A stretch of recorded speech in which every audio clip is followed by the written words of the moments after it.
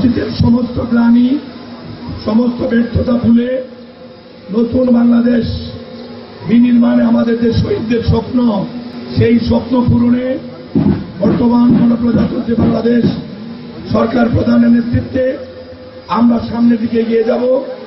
আমরা আমাদের মধ্যে দল ধর্মের ঊর্ধ্বে উঠে যে সম্প্রীতি আমরা সৃষ্টি করেছি, আজকের এই দিনে বীর মুক্তিযোদ্ধা থেকে শুরু করে শিশু কিশোর পর্যন্ত সমস্ত ভেদাভেদ বলে প্রশাসনের নেতৃত্বে আমরা এক হয়েছি। গরমে আরাম নিয়ে হবে না হাহুতাশ, ঘুরলে পরে ওয়ালটন ফ্যান বাতাস আর বাতাস।